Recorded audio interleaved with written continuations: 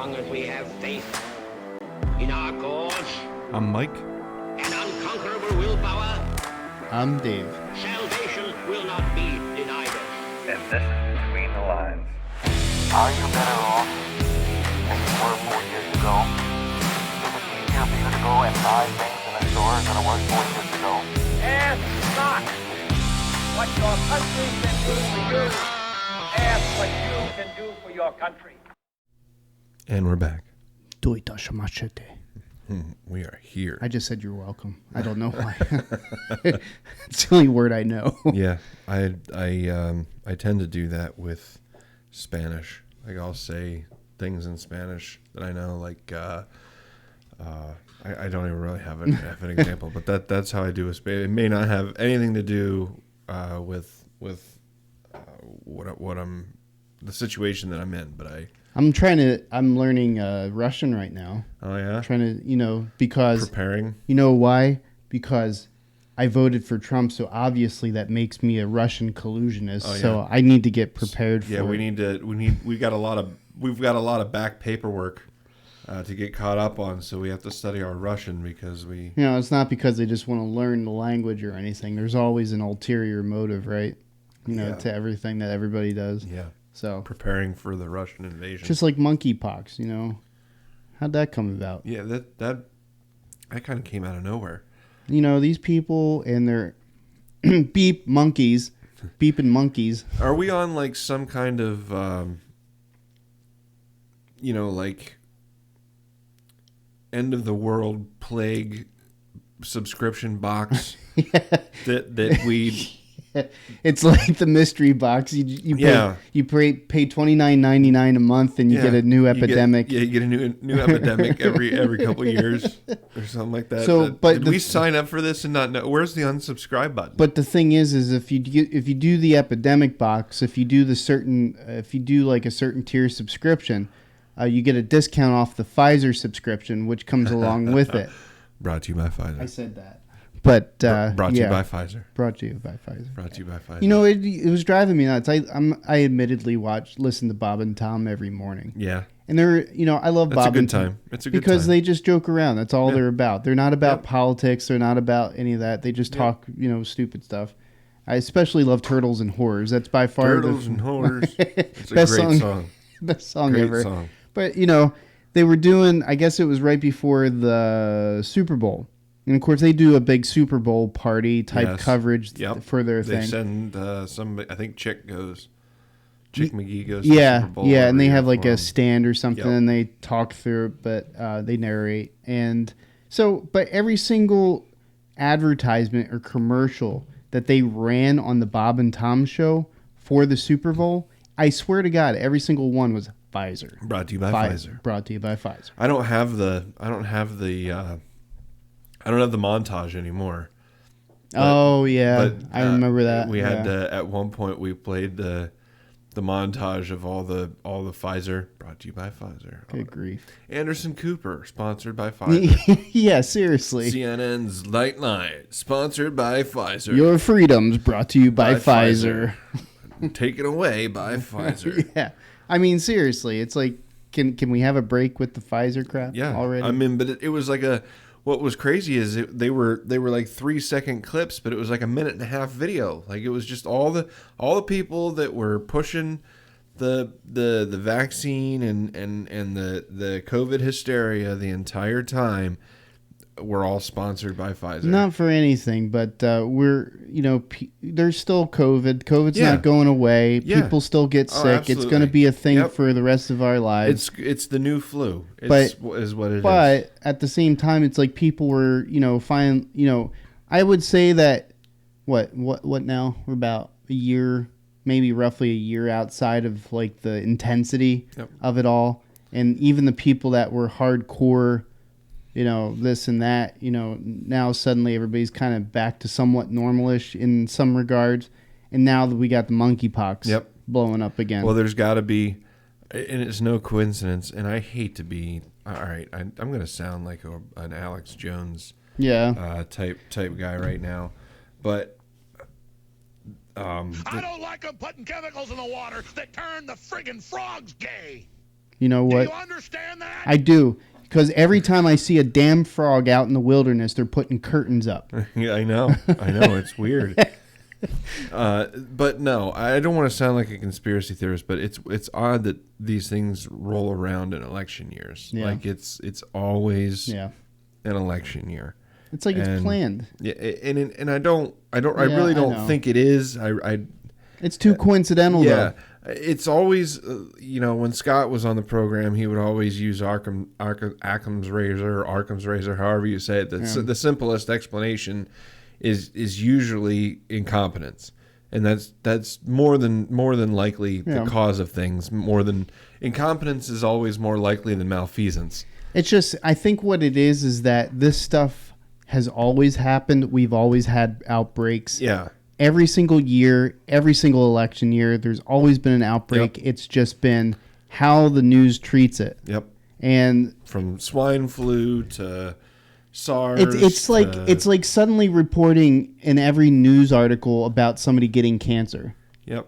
We all know it exists. Yep. We all know there's like a litany of different forms of it. And we're all on the cancer risk spectrum. Yeah. Like there's no avoiding it. It's not like this type of person is immune to cancer Yeah. and if you eat carrots, Yeah. I know people that have run marathons and had the healthiest lifestyle in the world and have still had heart attacks. Yeah. And have still had strokes.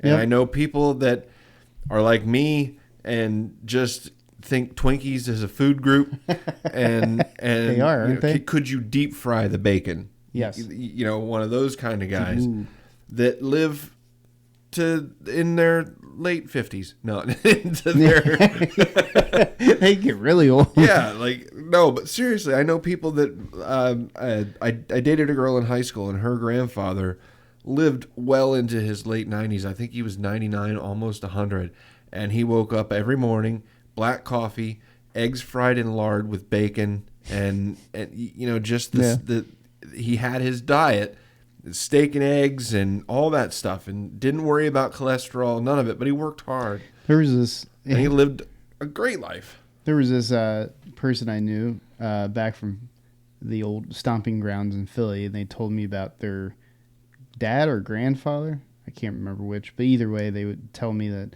yeah, my so-and-so would have a shot of whiskey and a cigar just about every night, and they lived to be 103 years old or whatever the case be. It's like, well, there was a lady in the UK, Britain somewhere. I can't remember where in the UK, whether it was in Britain or, Ireland, Scotland, one of the two. But she was like 110. Like it was insane. And the news lady asked her, "Oh, what's your secret?" Thinking she was going to say, "Well, I eat right." And this, she's like, "No, I have a glass of Jameson every night before I go to bed, and I eat eggs and whatever I want. And happiness is the key."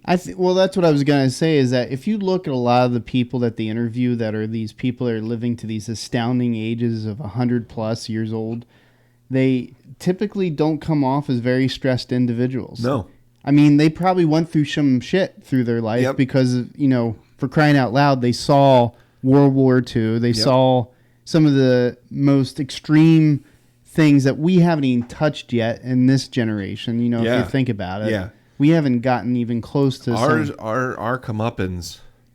Yeah, no, I get you. It's around the corner. Our comeuppance is around the corner. But I'm just saying, it's like, I really do believe that. Just to see that the stress level is so even keel with some of these people in spite of everything. I would say there's something to that. Yeah. Stress is a very powerful force. Yeah. And it can take down the best of us, So it's I could definitely see where maybe it's not the whiskey that is doing it. Maybe it's the happiness, the satisfaction, the freedom. Yeah. To say, hey, I'll do what I want. Yeah. That makes you have that longevity. I mean, Ben Franklin, he was the oldest of the founding fathers, and he lived well into his 80s. Yeah. And that was astounding for the time. Yeah. You're talking about a time where the average the average life expectancy was 35 to 40. Yeah. You know, so 80. You tried to get a lot done when you were young. You did. You lived your life while you were young because you didn't. Anything after 40 was a gift. Well, for crying out loud, they stuck leeches in your ass and Yeah, they the cut you and bled you. bloodletting and all kinds of the it's other like weird stuff. hung you upside down, danced around you, did a on rain a dance. quarter moon. Yeah. While Mercury and Venus are in retrograde. And these were all the MDs that were at Hopkins. Well, there was at one point. At one point, they believed that John Hopkins. if you weren't well versed in astrology, you couldn't practice medicine.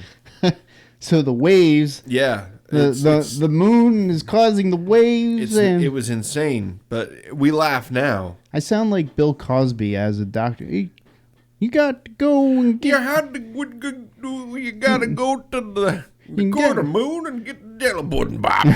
Get yourself a pudding pop. Rapists. Or, as in the words of Sean Connery, Therapists. The Yep. rapist. Yep. But yeah, no, I have my opinions about Cosby, but I digress. What was it? Somebody was talking about The View. There was like a disagreement between Joy Behar and Whoopi about Clarence Thomas or something. Yeah. Did you hear about that? Basically, Whoopi came out and just made this wild assumption statement that Clarence was coming out against interracial marriage or something. It's like, and Joy, who is the most annoying freaking person on the face of the earth, stops in mid sentence and is just like, wait a minute, he's married to a interracial it's marriage. like, and then she disagreed, and Whoopi's like, no, but I'm trying to do a Whoopi voice, and it's like, that's what she was trying to talk about. She did that, he's against interracial marriage and blah blah blah, and I posted a comment on a page about it, and I said, taking your political cues from The View is like taking like rape advice setting up Bill Cosby as a trainer for like women, on the dangers of nightclubs, women's rights. Yeah. The View just recently got smacked down by Turning Point USA too. I heard Did about you see this, some that? kind of lawsuit. Or something. They were saying that anyone that attended the Turning Point USA rally were neo-Nazis and this because the Nazis showed up to protest, and Turning Point USA tried to get them to leave, but as much as the left hates it, disgusting people like that still have a right, to have their voices heard. Yep. And as much as they don't like that, it's still a thing. So you have to live with it. I think that's one of the major differences between the right and the left is we can coexist with people we don't agree with. In fact, to the point where we disagree vehemently, especially on neo-Nazism. The Ku Klux Klan, neo-Nazism want nothing to do with that. And yet I can still defend their right to say whatever they want to say, even if it is garbage. Well, it'd be no different than all the disavowing of what Antifa cells were guilty of during the whole last. I mean, I know as well as everybody else that there are people that subscribe to Antifa that are not violent, that are just nutballs that just like to believe something. I mean, I'm anti-fascist. Yeah, so I mean, we all are, but I don't subscribe to some crazy bunker cell that deep cell that goes out and tries to disrupt people's. I don't believe burning cities down is the remedy. Yeah, and we saw the videos of like even during some of the BLM marches is that people in the BLM marches were tackling Antifa people and submitting them or putting them to authorities because they were hijacking their movement. So it just goes to show is that there's the crazy elements are the ones would you say there's good people on both sides? Oh yeah. It's crazy to think about that. Isn't that a weird concept that there might be decent people on both sides of an argument? Yeah. No. I just kind of saying. But the powers that be have gotten You know, really good at trying to get everybody to look like, democracy. you know. Democracy, the word that they throw around quite often. So tired of people using words in the last couple of years. It's just You like, keep using this word. yeah. I don't think it means what you think it means. Thanks, Stewie. Yeah. But yeah, I mean, it's one of those things where, if normal people can sit there and look at both sides of these things, be like, well, yeah, I get that they're passionate about that, but I'm passionate about stuff, and I can see that they're not crazy, but it's just the viewpoints. People's viewpoints are being categorized and classed as red flags. That when you start doing that, when you start categorizing people's viewpoints as red flags, and not to say that there aren't some viewpoints that should be red flags. Yeah. Like if you have a guy that says, I believe that all Asian people should be hung, that's a viewpoint that Every I think insert racial slur Yeah. here should be killed. That's a You know what I viewpoint. mean? It's It's- a major. I would say that's a black flag. yeah. Yeah. Let's That'd call a spade a spade. That would be like being on the high seas and flying a pirate flag. Yeah, It's like exactly. it's pretty Like, telling. You're kind of labeling yourself. They might shoot at you if you fly that flag. Exactly. So, but anyways, I thought it would be cool to talk about something a little different today. Yeah. Yeah. I mean, I know we've already talked for the last 20 minutes about stuff we didn't intend to. 16 and some change. So I was That's the nature of the show. looking at this story of the 47 Ronin. So I watched that remake movie that they had with Keanu Reeves. Keanu, hey man. Whoa. He didn't have a lot of dialogue. He typically doesn't have a lot of dialogue. He's usually an action star, but he's a damn good action star. I mean, I'm going to say that. Like, if action is his thing, he's pretty good at the whole action bit. I know Kung Fu. I think he's a really introspective person. He just doesn't talk a lot about it. Yeah, you know? he's it's been well documented that Keanu Reeves is legit a good dude. Yeah. Like he's just a good guy. I've seen videos of people like capturing while he's on the subway, and He'll just get up and give pregnant women his seat. Yeah. and he still uses public transportation. He's very low key. Like he's just overall just a good dude. But the story, 47 Ronin. Now the movie, it has like very fantastical elements to it. There was actually an original movie that was based off of that was out in 1941. It was black and white.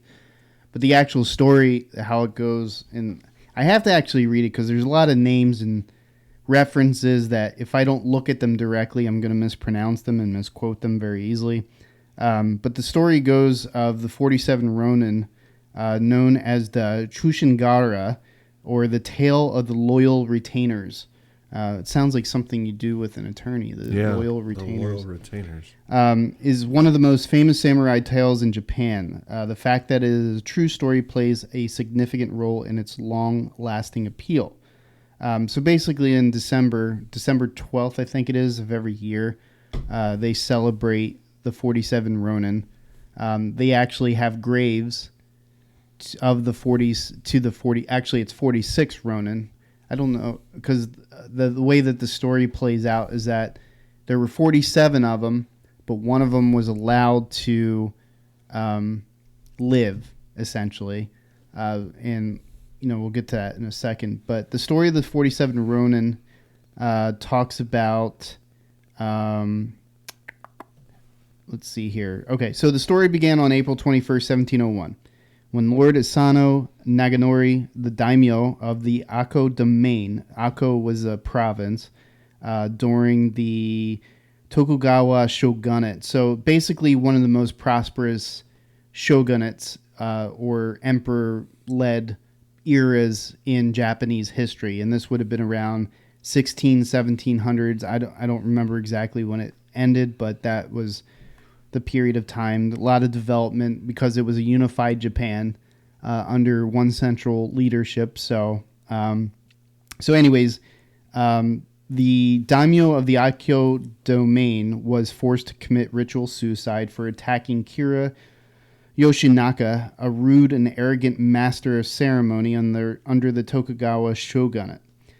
So basically, this Asano Nakanori was basically accused of having tried to kill this Kira Yoshinaka, who was also a lord of a province, but he held title inside of the emperor's cabinet, I guess you would say. So he was kind of somebody that was next to the emperor in terms of, he had some role to play in the overall leadership of the country.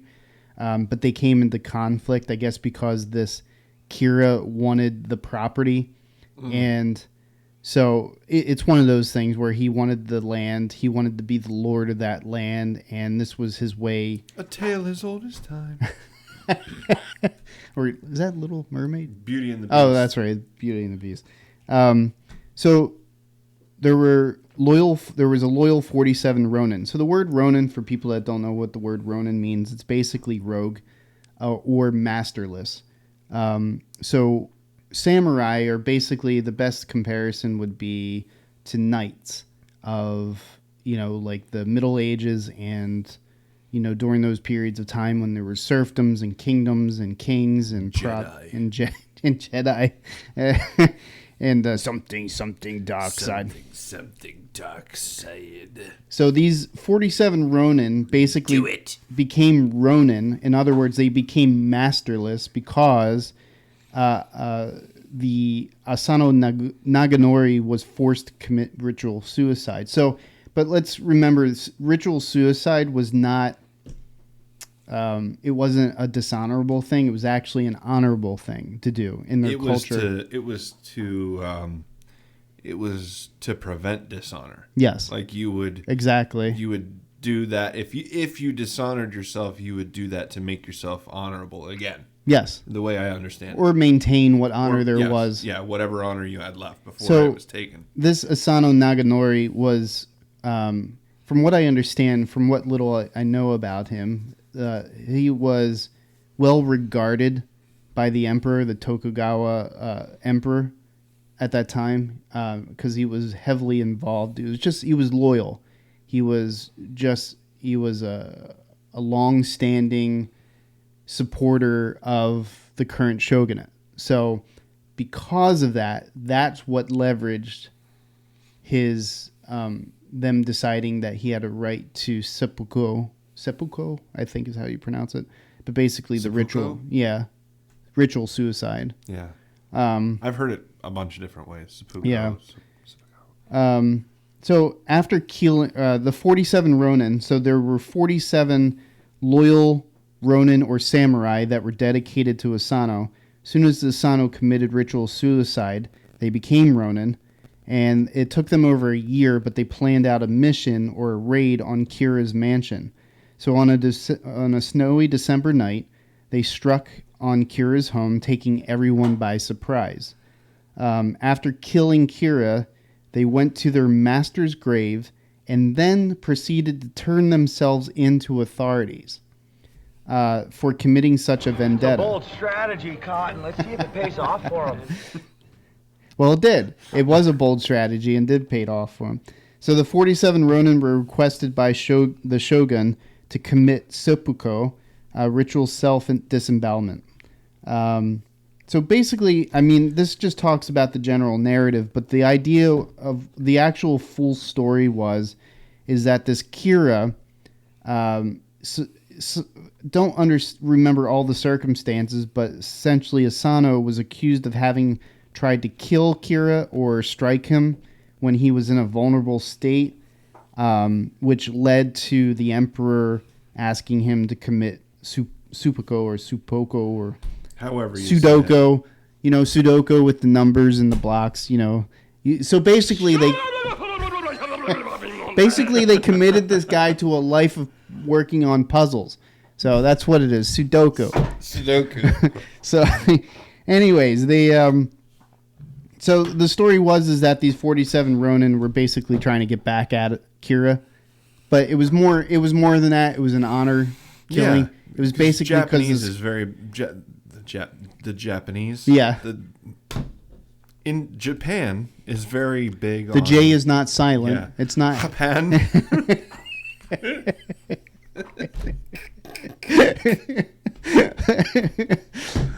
Oh Lord.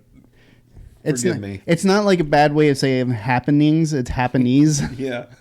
But Japan is very big on ancestral Yes. honor and not disappointing your ancestors and defiling your surname, and it's very similar to medieval Europe. Medieval Europe was a lot like that. Not quite Yeah. as strict about it as what Japan was. Japan is very, even to this day, they're still very committed to honoring the memories of their ancestors and not doing anything that would bring shame to their family name or anything like that. So they're still pretty big on that. Yeah, and so that the whole code that they would follow is called Bushido. Yeah, Bushido code. Yeah, Heard it was that. just an honor code. It was sort of like it wasn't Bros before hoes. Yeah, exactly. Bros before hoes. But we know the somewhat of like the knights, following codes of chivalry and that kind of thing. Exactly. But this was a lot more intense, I would was. say. Immensely more intense. It's more strict. Yeah. Again, not to be. It's probably because I'm wearing my new Star Wars shirt, but the Jedi, kind of like a Jedi code, where they have a code to protect people and work in a certain way. Yeah. And if you use your power to gain more power, then you're on the dark side. Well, I think that's, not for anything. I mean, I know that Star Wars is fantastical and all, but, most of the things that we connect to culturally have some kind of connection to real world Things experience. in real life, exactly. So if you look at it, like the whole lifestyle of a samurai or the whole lifestyle of a knighted knight, knighting today is not what knighting was back then. Knighting today is more like, Biden giving the Medal of Freedom to some idiot soccer player. But, that's neither here nor there. Yeah. But, just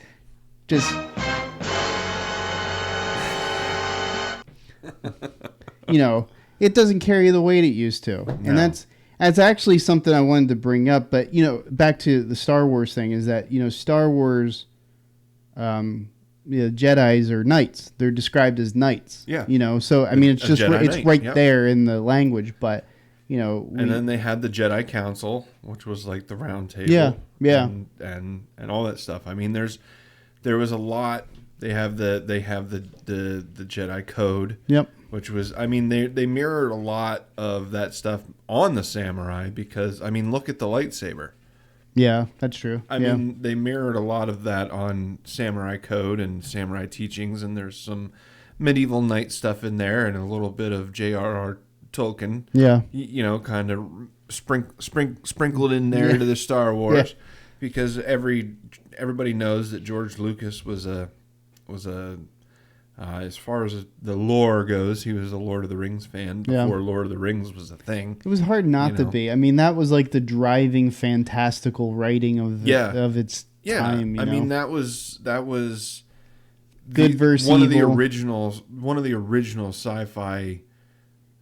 It was sci-fi before sci-fi was a category. Yeah. Like fantasy, yes, but it was like orcs and trees walking and talking and shit. I mean, it was call it what it is. It was sci-fi before sci-fi was a thing. Yeah. So, but I mean, it goes to show that those when developing that storyline, it shows why it struck such a chord with the culture at the time. Now, the reason why I think Star Wars resonates now so much with the culture is because the ones that were nearest to the original when it all came out, I think they identified more with the older stories, because you have to remember this is the 70s and 80s. yeah. So think about what they read. Think about what people Exactly. that were in their 20s and 30s and 40s at that time were reading and ingesting culturally, media-wise. You know, of course, media was radio at the time, and you know, TV to some extent. You know, TV wasn't as big of a part of the culture, you know, as it is nowadays. Unfortunately, you know, you could spend your entire life indoors watching TV nowadays is literally what it boils down absolutely. to. Back in the 70s and 80s, you had 1, 2, 3 channels that you watched. And good movies, like really good movies, were hard to come speckled by. Yeah. in there. You would have blockbusters, like one a summer. But you would go to the movie theaters. That was an event. It wasn't like... Yeah, you got dressed up. Yep. Yeah. You know, you got dressed up. You wore your good shoes. Yep. Even though nobody's gonna see your shoes. You're in a movie. like, you're gonna get soda and shit, sticky shit all over. It's like John Mulaney talking about. It's like people going to church in Atlanta with their, you know, the big hats and their... exactly. It's a to do. It's a big. It was. Nowadays, it's like, hey, I'm going to the movies. People go in their fucking pajamas. Yeah. In their pajamas.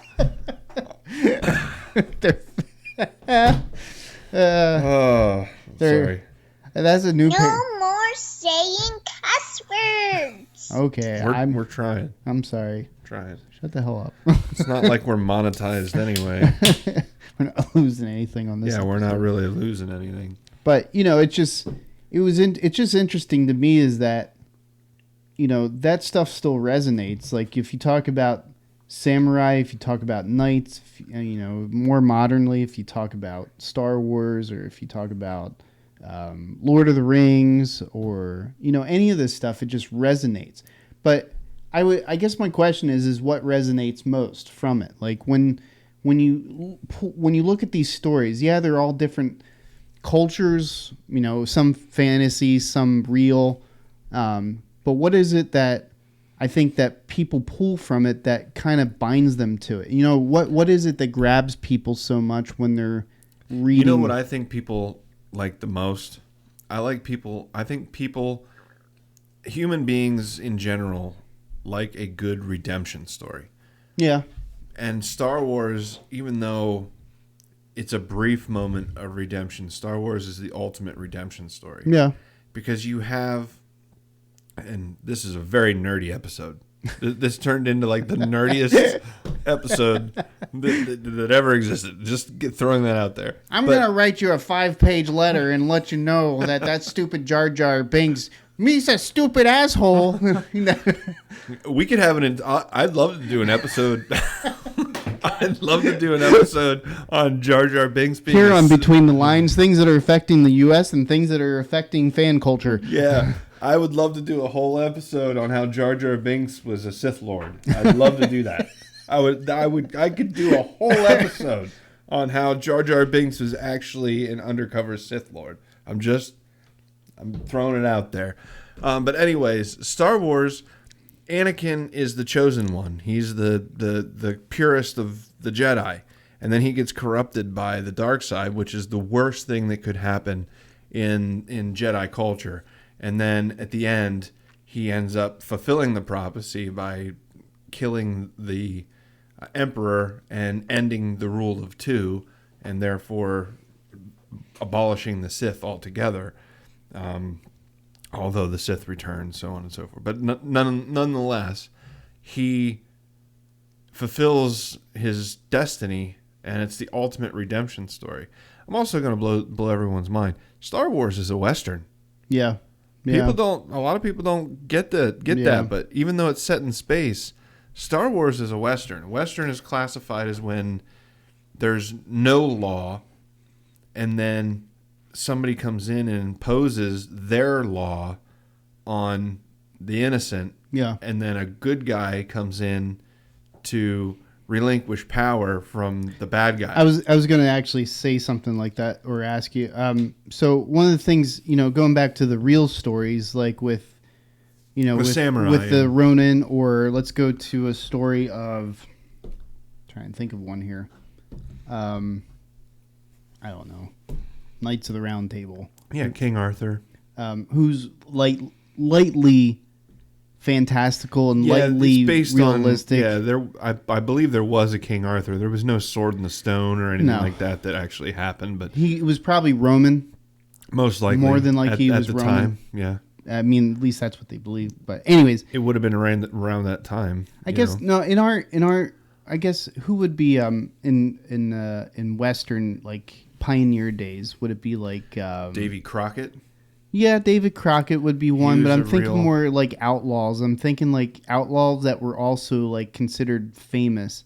Oh, Because they did that were well, you got Doc Holliday. Yeah. is a good example Yeah. because he was an outlaw. He did some very bad things, but at the same time, he helped Wyatt Earp Yep. clean up Tombstone and did some good things along the So way too. they were infamous and famous at the same time. They had that. I mean, in comparison to the Ronin, I think your old gunslingers, like your Doc Hollidays, your I keep wanting to say Billy Bob Thornton, but What it's about, not. Wild Bill Hickok, Yeah. And Well, Billy the Kid. Jesse James, Billy the Kid, Billy the all Kid those was guys. They lived by a code. Yeah. There was a code, and the modern day New York, Philadelphia, Boston, Chicago mafia. Yeah. They lived by a code. Well, There yeah. was some honor there. There I mean, was. they did bad things, but there was honor there. Well, you could see that, speaking from experience growing up in Philadelphia, you saw that there was a departure from the original ethics that governed the old mafia Yes. versus the new mafia. So like the old mafia would never get involved in drug trade. They Nope. would never get involved in, the stuff Prostitution. that we would consider dirty Yep. dirty games, so to speak. They would do money laundering. They would, do things. Protection for hire. Yeah. Assassinations. Even though Yeah. that it happened, I mean, it's but their money was not in anything that would be detrimental to their communities because that was not in their best interest. Yeah. They needed money from the communities in order to thrive. So they couldn't allow drugs and prostitution and things like that, even though it did happen. There were, I watch a lot of mafia stuff too. It's just an interest It's interesting. of mine. But there were made guys that would deal in drugs and Yeah. stuff like that. Yeah. But if the what do they call them? The lieutenants. If the lieutenants would find out, yeah. they'd be gone. Yeah. Like all of a sudden, he moved to Denver. Yeah. It's like what was the casino in Godfather where the Big Ed or something? Yeah. Or I can't even think of I can't remember the name, but I know those movies are so good. Yeah. But They're so long. so long. It's like watching Lord of the Rings. Yeah, I think they were trying to compete with each Yeah. other for like. Like they're great movies. All right, and- so and the acting is original cut amazing. version is 4 hours. The unedited version is 17 days long. Don't ever stop the camera. So it's basically them just recording people 24 hours a day, 7 days a week for 2 weeks. Gimli's eating a Big Mac. Yeah. But interesting enough, just thinking about this is that if you look at these various stories, so again back to the 47 Ronin, so it was kind of the Tokugawa period, the shogunate, the emperor at that time, that was considered like a golden era for Japanese feudal periods. Because you have to imagine, like, the feudal periods in Japan were constantly back and forth. Like, Yeah, there was a lot of no infighting. no unity whatsoever. I mean, it was all provincial. It was all broken up. If you've ever seen it, there's a YouTube video. I hate to plug all this YouTube stuff all the time, but that's how I learn. I didn't pay attention in school. I'm 38 and I'm trying to learn. So this is where I get my information. Fair enough. But there's this really cool, and it's kind of funny and informative at the same time. Yeah. Maybe we'll even do a reaction to it if you haven't seen it yet. So don't watch it if you haven't seen it. Maybe we'll even do it today. I don't know. But it's called The History of the World. the entire history of the world, I guess. Okay. And it's like a 10-minute video or a 15-minute video, but it covers the entire span of human history, and it goes over all the times that like China broke up and Japan broke up and then got back together, and they did this and they did that. Yeah. And he has one for the history of the entire world, but then he also has like a video that's just the history of Japan. Oh, okay, cool. And it's very, it breaks it down, and it's very, when you're talking or whatever, I'll look it up and see if I can find the video. It's a good snapshot. Maybe we'll watch it. Yeah, it's very cut and dry. Like it goes over a lot in a very short amount of time, but Gotcha. it covers everything, and it's a really cool video. So We'll have to take a look at that. This sounds interesting. Yeah, it's a really cool video. I'll see if I can find it. I'm going to look it up here right now while we're talking and see if I can find it. And if it's not too long, maybe we'll watch it. Yeah. So that period of time was a golden era. So there was unity, there was an emperor, there was a code, so there was structure there. So what Kira, this Kira person, this master of ceremony that was kind of the center point villain of what was going on, was basically trying to upset this code of Bushido. I would say he was upsetting it because, in my eyes, what he did was not honorable in framing. Okay. You know what I mean? Yeah. He was doing an unhonorable thing by trying to frame Asano as being this out of control, rabid dog, whatever the case be. But again, it was Asano's adherence to Bushido over the entire course of his life, which established his reputation with the emperor, that caused the emperor to make a decision in his benefit. Even though we wouldn't look at it as a benefit if somebody tells me to go kill myself. But in their culture, that was an honorable thing. So it was a benefit because it wasn't their name, their reputation was way up here. Everything. That was everything for them. What they owned in life.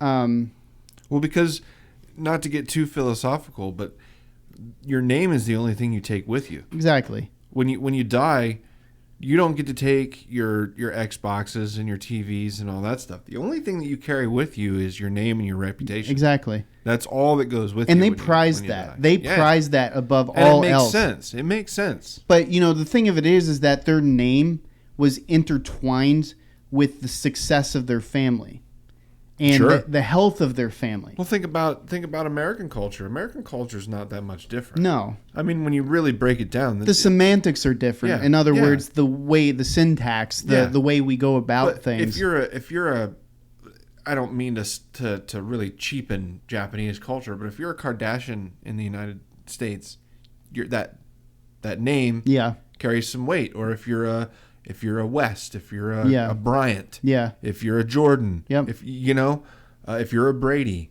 your name carries some weight for different reasons. It's interesting that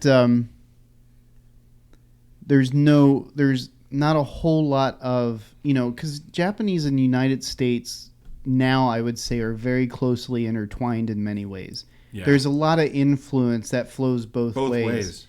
But at the same time, we don't recognize a name of a Japanese movie star as easily as we do that of an American movie star. So we're kind of closeted as a country. We're we like to think that we're global and we're this big melting pot, and we are, but at the same time we're also very closed off. Yeah. Like Europeans get on Americans a lot because for the most part, we only speak one language. A lot of Americans only speak English, and that's it. But the difference is in Europe, if you want to go on vacation, you have to learn another language. Like if you want to go to the beaches in France, you have to learn French. If you want to go to Madrid, you have to learn Spanish. And not to say that's not a benefit. It sure is. It does force a person to need to do things in order to survive, I guess you would say, or to live. Yeah. I think But if I want to go to not to interrupt, but if I want to go to California, Yeah. I just go to California. Yeah, exactly. If I want to go to Washington, I go to Washington. If I You want don't to have go to learn New York, Californiese. I mean, you still got to learn Californian. Like, I can't go there and be like, "Where's your guns?" They'll be like, "Ah!" Yeah. Yeah, that's true. Cause a riot, Yeah. a stampede. Yeah. Say Point me to your nearest gun store. not the safe words. They're not safe words, but Pull out a slingshot. but if you look at these cultures, and if you look at this story specifically, and you look at Kira, and you look at him trying to frame Asano as being dishonorable, but then Asano not being found as being dishonorable because of his past or whatever the case be, it bounced out. But in the grand scheme of things, if you look at the overall arching story, it was good versus evil.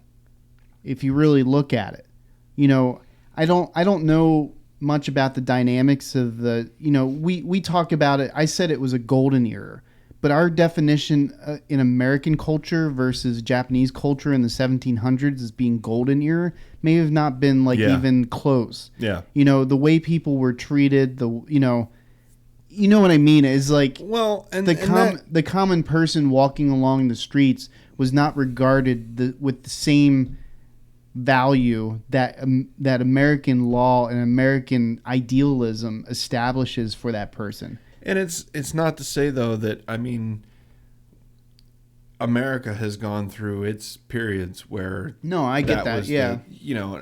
I know that you know that, but I'm pointing that out just because I don't want anyone to think that we're glorifying saying that America is some sort of pure. No, I'm not saying And I don't think you are, but I'm I don't not want saying anyone to construe American. that. I'm not saying America overall in practice, like holistically in practice. I'm just saying the idealism that undergirds Yeah. it. So the underlying idealism that's establishes as we've talked Sure. about this ad nauseum that all people are created equal. So based off of that statement, Period. the dude in Fresno or the dude in San Francisco, California that doesn't have a home and lives on the streets is as valuable or is free Under the or law. can be as free under the law as the person living in some Hampton estate in New York State. So the point is that in Japanese culture in that period of time, it was different. It was Yes. definitely different. But it was probably also different in the States before the United States was a thing. In the colonies, we probably had certain levels of, Well, there's still even after the establishment of the there's country. still some of that Yeah. in Japan and Korea. Yeah. And I mean, people like to think that America is the worst place in the world when it comes to racism. And I'm not saying that there aren't racists Yeah. in America. I mean, there definitely are. Oh, yeah. I know some. Yeah. I've interacted with plenty. They exist. But what I'm saying is it's not uniquely an American trait. No. Like Asians in particular, like the Chinese really don't like the Japanese or the Korean. There's like a hierarchy to being Asian, and like in their eyes, there's certain groups that are above other groups, and the Filipinos are like way down on the list according to the Japanese, and like the Koreans don't really like the Chinese very much, and because they have a whole history of invasions, and Yeah. there's a very rich history in Asia that leads to this racism. It's not like, oh, I don't like the color of your skin. Yeah. I It mean, has nothing to do with that's- that, yeah. that's sort of part of it, but there's reasons behind it, because there's a millennia of history of the Chinese invading Korea, Korea invading China, Japan invading Korea, Japan invading China, China invading Japan.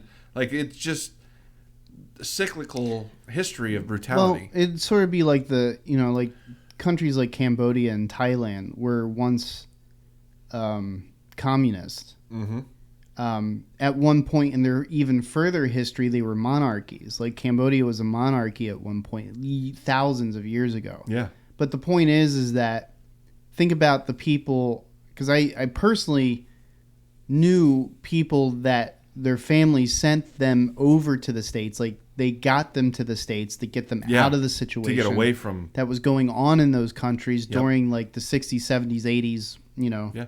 Well, that's how a lot, not to interrupt, I'll let you get right back to your point, but that's how a lot of Japanese Americans Yeah. got here because Yeah. of the imperialistic rule of Japan before World War II. Yes. A lot of Japanese Americans fled a brutal Japanese empire in Japan. Yeah, Japan was turning into a very totalitarian state. Totalitarian, yeah, like worse than Japan pre World War II was. I would go out on a limb and say it would be worse than modern day North Korea.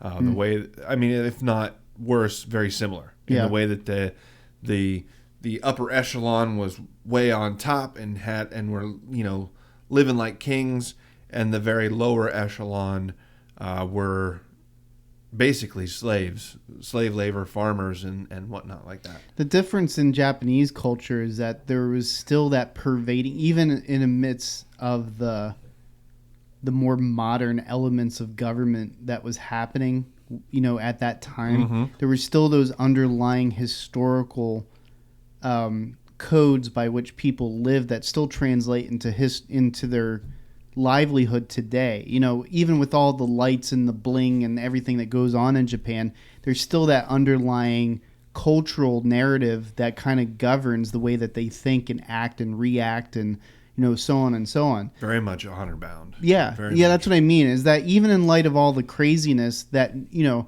and when I say craziness, I just mean like the more Chaos. pop culture that goes on, you know, nowadays. You know, there's just still that element that when you back away from the pop culture piece of it, you can still see those elements of, you know, they still adhere to those elements of respect and, you know, quiet and focus. You know, you know what I mean? They kind of revert back to that, you know, went away from the more Western type of culture, you know. I watched a again, I'm going back to a YouTube video, but I watched a really cool YouTube video, and it was the Battle of the Bulge. Okay. Battle of the Bulge.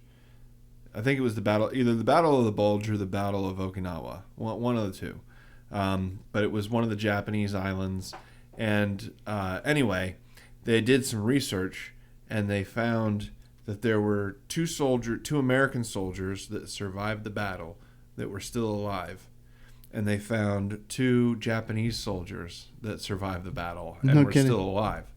And they brought them both together to the battlefield on the island. No way. And brought them back. How many years later? It was just recently, so they were in their 80s, 90s, Wow. something like that. Wow. And they finally got to meet each other, and you know, the Japanese soldiers were so apologetic and were so sorry for what had happened at the time, that they were in tears, and the American soldiers were choking up because they didn't want to do what they were doing any more than. But anyway, the battle, it was the best. I don't know what the numbers were, but it was the best of the Japanese had. It was the best platoon that the Japanese had in their army, fighting against the best Marine Corps. It was the best platoon that the Americans had, and they were both on the island fighting Spartans each other. fighting each other. It was, yeah, exactly. It was like the best. It was the best battle. If a battle would be good, it was the best battle you could have had, because we were putting our best against their best, and we won. But at any rate, it was a slim victory, and a lot of lives were lost. Victory, but at what cost? In semantics. At what cost? You know. But the point the point I'm trying to make is, Japan, they still honor the soldiers, the Japanese soldiers that died, even though there's a little bit of shame in why they fought in World War II and whatnot. They kind of realized that they were a little power hungry as a country. Yeah. You know what I mean? And there's a little bit of shame there, but at the same time, like, They went there. The one guy, it was his brother that died, and his brother was like second in command. And when the whole thing went down, he was forced to commit suicide or whatever it was. Rather than get captured, he was ordered to. But that just goes to show they were still following those codes, like even in the 40s, yeah, like during World War II. And what struck me was he prayed for his brother, but he wasn't praying to like a god. He wasn't praying. He was praying to his brother. He was saying, "Look, I told you that I would eventually come and meet you here," because they had. I only know because they had subtitles. But I told you I would eventually be here. Now you can. Yeah. I've recognized you. Now you can be at rest. So it was almost like if he hadn't have gone there, his brother's soul would be trapped there forever until somebody prayed for him in that spot. It was really neat. That's interesting. But what was cool was to see 4 people that would have murdered each other 80 or 60 years ago, whatever the math is. I'm American, I don't do math well. But whatever the math is, come together and one, everybody apologized to each other. It was like, hey, I'm sorry, I had to do what I had to do. You know, and the one American soldier was talking about how they were losing. The Americans were losing heavily.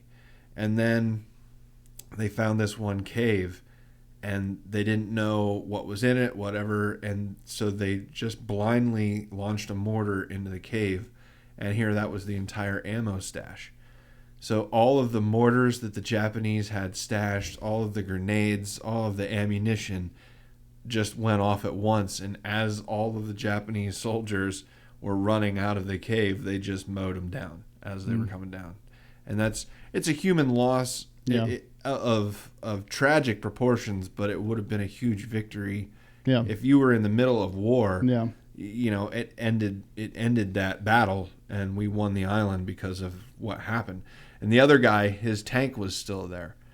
His tank drove was still on the island, and it was rusted all to shit. But his tank, because when we leave places, we don't bring our stuff back because it costs more.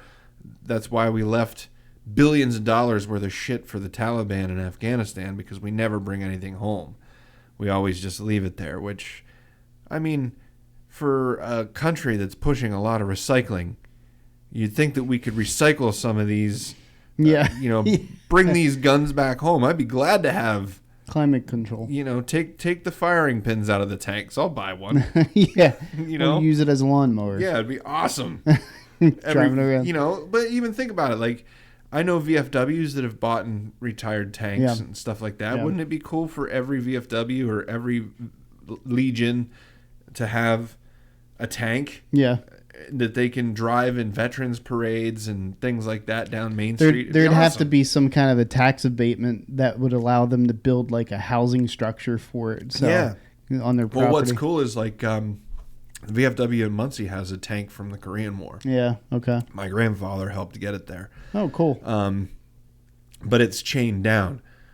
Like it has. I mean, obviously, anybody with a bolt cutters and whatnot could probably unchain it, but it's chained to there's a big cement slab with bolts. But they also fill the barrels too, don't they? They fill them with cement. I think that one's open, but they take the firing mechanisms out of them so they can't fire. Gotcha. It's still there, but and maybe they do that on some. Maybe if there's a model where the firing mechanism can't be removed, maybe they fill the barrels too. I don't know, but this one's open. They basically make them inert. It can't be fired.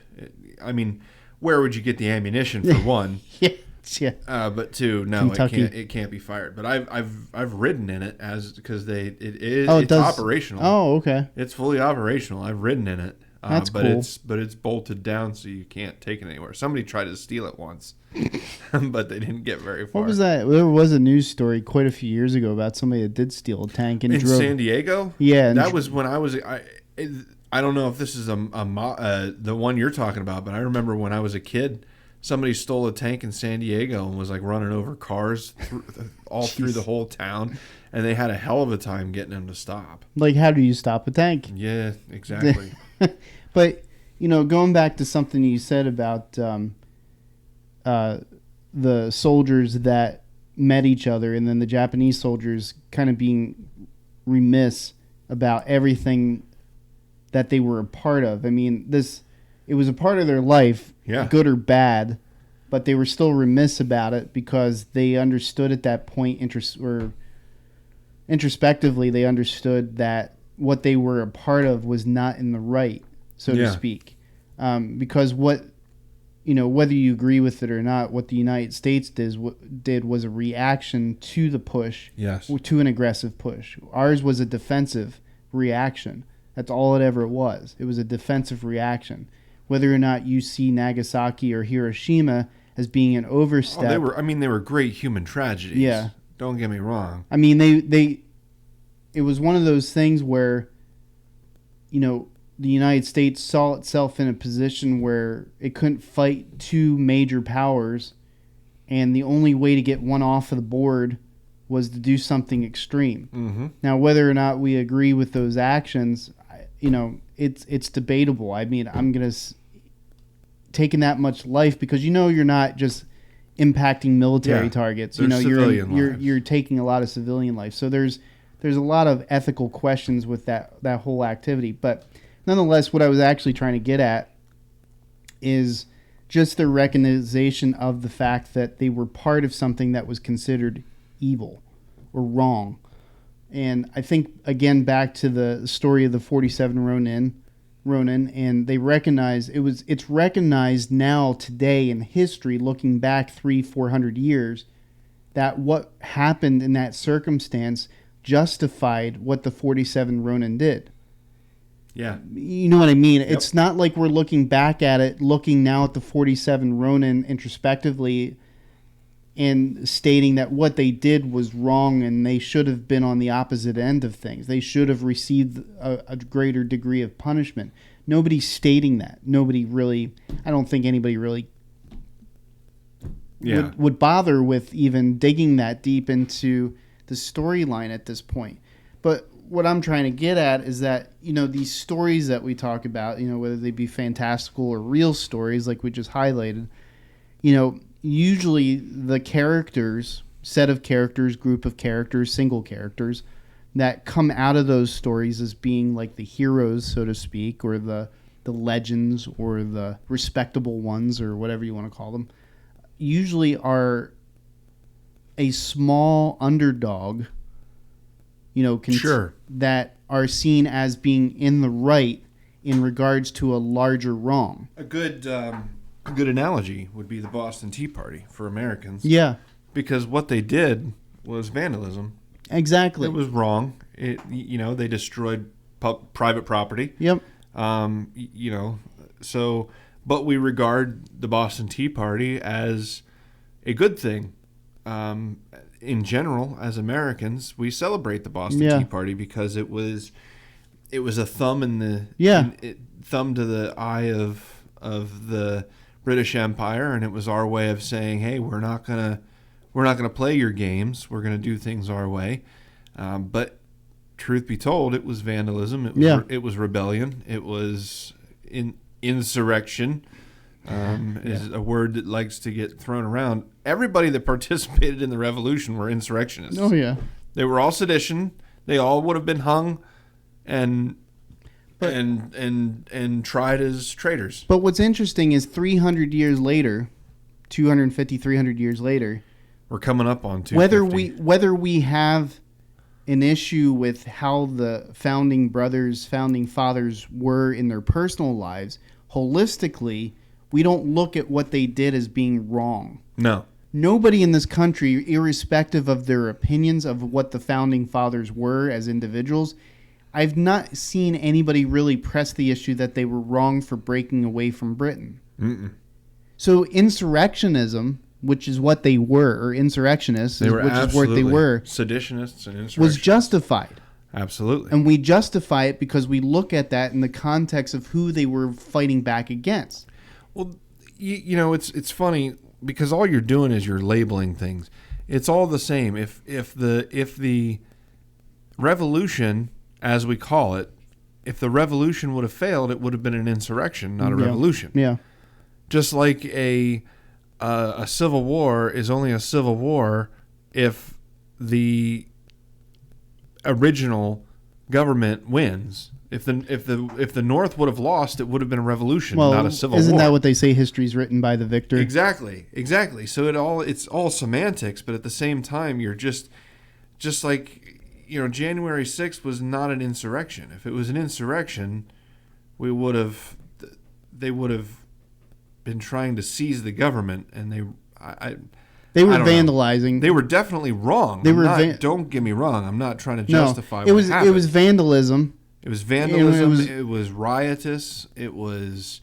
There was assault. There was all kinds of wrong that was done, and But it wasn't on the level that they're trying to play it off to be. Essentially, I don't really think that they were trying to overthrow the government. 100 years. They were trying to halt the certification of an election, but I don't think that they were trying to. I don't want to say that there weren't any there that weren't trying to do that. Yeah, there may have been some there. 50 to 100 years ago, or 50 to 100 years from now, I don't think that. I'm just curious as to how January 6th is going to be even regarded. Yeah. Most likely, they'll probably look at it the same way that they did the LA riots in the 90s. It'll be looked upon like that, just something that got out of control, but this time it was at the Capitol, and that had never happened before, so it's a big deal. But that's how I think they'll probably look at it as a protest gone awry. A protest that got violent when it shouldn't have. Depending on who's writing the history. Again, depending upon who's writing the history. I think, going back to the story of Star Wars, though, thinking to the villain. The villain is the Empire. I know you have main characters like Darth Vader and Emperor Palpatine. But they're all just tools of the Empire. Yeah, essentially. But think about, not to get dorky here, but the story of Star Wars is that Emperor Palpatine was a senator. Yep. Who at that point was frustrated. I mean, he had evil intentions. We all know he was, there was a little bit more there than just. But he played it off as dissatisfaction with trade regulations. Yeah. But his ultimate goal was power, but he played it off as. Well, he was frustrated. He played it off. He played on the frustrations of people. Yes. They were tired of the bureaucracy of the Senate. Because look at their Senate. Yeah. Our Senate is like a blip, like a drop in the pool compared to the size of that Senate. Yeah, I mean, that's insane how much bureaucracy must be involved in a process like that. So for things to move through Senate now in our country seems like a painstaking, mind-numbing process. Imagine what, put in that context, it would be. Yeah. So anyways, you have Palpatine, which sees the greater good as getting rid of the bureaucracy and going straight to one size fits all decision, which means Emperor says everybody does type of mentality, totalitarianism. And then you have these characters that rise up that are basically the underdogs that fight back against an order that is posing itself as being the greater good.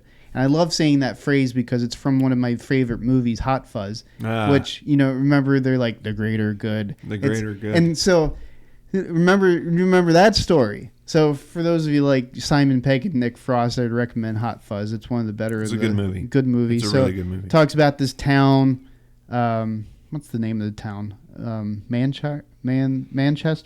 Yeah, something along those lines. It's a small little town in Just England. A little suburb. A little blip.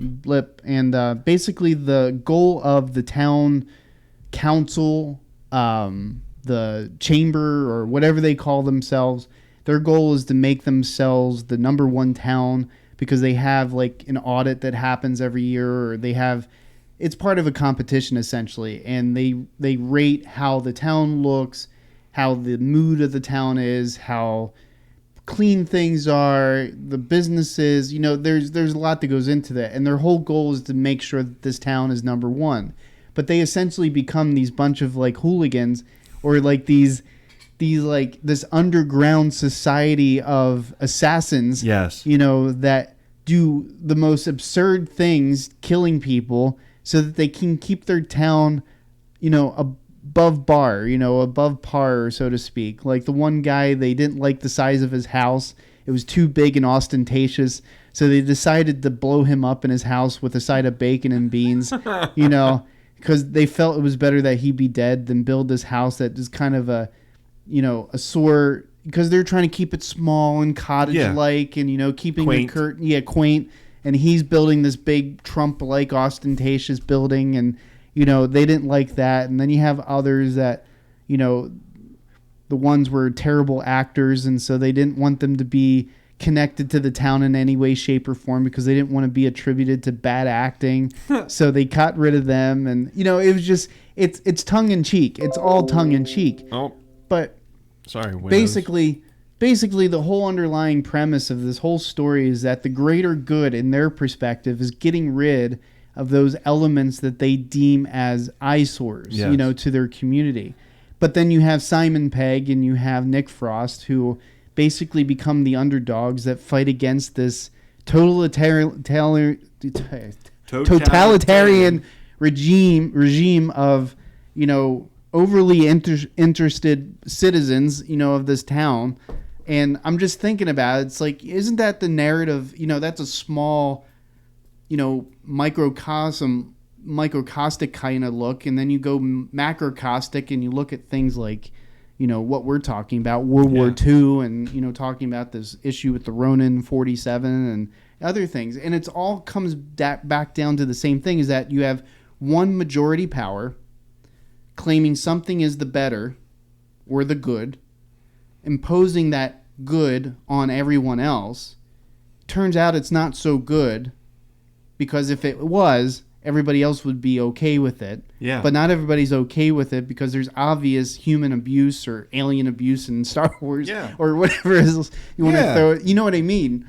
So the good. I break for droids. Yeah, exactly. So you have the bigger majority saying this is good, it's good for you too, but it's obviously not. So you have the underdogs that are like, this isn't good, this isn't right, so there needs to be some kind of a justice. So you have the Ronin 47 that saw this greater good, fought back against it, and then it turns out that we find out that the ones that were fighting the larger good were actually the ones that were right. Yeah. I'm not trying to be confusing here, but that's what it is. It's like, everybody has a sense of what's right, but, historically speaking, when we look at these situations with the Ronin 47, when we look at stories, fantastical stories of Star Wars, when we look at World War II, we always seem to look at the underdog as being in the right of these situations. Like they had good reason to fight back, and they were justified in the actions that they took to even the playing field again, whatever those actions would be. How about that? Take you outside. But yeah, no, I get exactly what you're saying. But it's just, it's just this like heavy weight of, now, and it seems like that's what we're being put in that same type of situation. Not to get into politics, because I don't want to don't go down that road too much today, but it seems like we're being put into that same corner again, where you have the larger power, and I'm not talking about specifically Republicans or Democrats or any. I'm just talking about the government. The government in general is becoming the greater good. The citizens know better. are becoming the lesser good. Yep. But yet, eventually, if something erupts and the lesser good becomes it, history's going to tell the story that the lesser was in the right, because historically that is statistically always been the case. Yeah. You know what I mean? It's I know exactly what you mean, because I guess what you're getting at is, it doesn't matter if you're Democrat or Republican. The real enemy, if there is an enemy, is a government so large that it can dictate the what's good, every little aspect of your life, and exactly. can tell you what's good or not. And yes, the government is there in some capacities to keep you safe with the FDA and things along those lines, but it's not their job No. to wipe your ass and It's like Canada banning sucralose or Yeah. I know corn syrup's bad for you. I'm not an idiot. I know that stuff is not natural. I know it's not good for you. But if a person wants to drink it, Yeah. knowing full well all the details of it, then well, that's on them. it is. Why do we have to have a government that restricts us from eating certain things or drinking certain things or thinking certain things or doing certain things? Yep. I get the government's there to restrict you from doing certain things that affect somebody else. It's like I can't just walk up onto your land and stake a flag in it and say Yeah. this is So mine this is now. mine now. You Yeah. know, Exactly. The government's there for those kind of situations. It's not there to be your nanny. exactly. It's not there to be your parent. But I see these stories that we're talking about, as the reaction to those situations or to that overreach Yeah. happening from the larger authority, whatever that larger authority is. Yep. Big government. So the Ronin 47, even to this day, are celebrated every December 12th. The Japanese people will go to their graves and honor them because they honor, maybe it has nothing to do with their bloodline or their personal family history, but to them it means something because it represents principles that they hold in high esteem. And they would hope to be able to live with those same principles as guiding lights in their own life. So years and years down the road, the story writes itself is that these principles are always going to extract from that story I know a really good example. A really good example in American lore would be the Alamo. Yeah. That is the story of the Ronin, where Yeah. they. Yeah, it is. It and, is. And that's how we hold our esteem today, Yeah. especially in Texas. Yep. Come and take it. Yep. Every single one of them died, but they. Yeah, but they stood. It's like George Washington said. The direct quote was, "What separates the American Christian male from any other is that he would rather die on his feet than live on his knees." Yeah. Exactly. And that resonates today just as much as it did before. So I think that's the overall accompanying, the message, if there was one to come from the Ronin, is that honor is what they aspire to. Exactly. In Yeah. Japan. So that's like the 300 in Yeah. in Spartan, like that. Yep. They were the same thing. I'm Just come- surprised we didn't bring them up, but yeah. come and take it. Like in the face of a great power, very few stood against it, against all odds, Yep. because it was the right thing to do. Yep. Even though what they did was almost against Greek law. He was just within the bounds of the law. Leonidas was, but he was just with they didn't want to go to war with Persia. Yeah. He made it so that they had to, Had because he- they killed a king. Had they not killed the king, they would have never went to war with Yeah. Persia. They probably would have knelt and surrendered. But no, instead they fought back, and that's why it's an and this inspiring would have been a story. wholly different world if it had not been affected by Hellenistic, influence. Yeah, that story is the entire model for our modern Marine Oh Corps. yeah, Spartans. Yeah, that's the model for our entire Yeah. modern Marine Corps. Yep. Is the Spartans, and modern military tactics are taken from the phalanx and the and Greek warfare. Yep. And it's such a big influence. But at any rate, Long, long you can find us on Facebook at PA Between the Lines. You can find us on Twitter at the BTL Podcast. And you can find us on our website, thebtlpodcast.com. Still need to get a saxophone so I can play. Yeah, we need to get you like a One Fisher, of those little like a ones. Fisher Price Yeah. saxophone. That'd be great. So go back and listen to some of our older episodes. We have a lot of content. We're 3 seasons in now, working our way up to season 4. So we've got a lot of nonsense out there.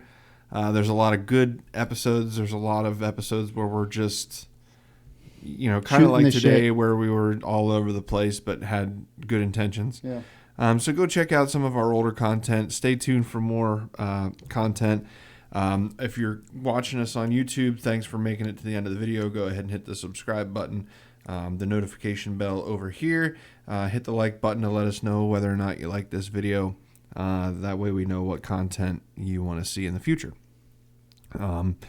Until next time, the only thing I could say is just take a lesson from those in the past and, try to do things the right way, I guess, and, keep a cool head and let the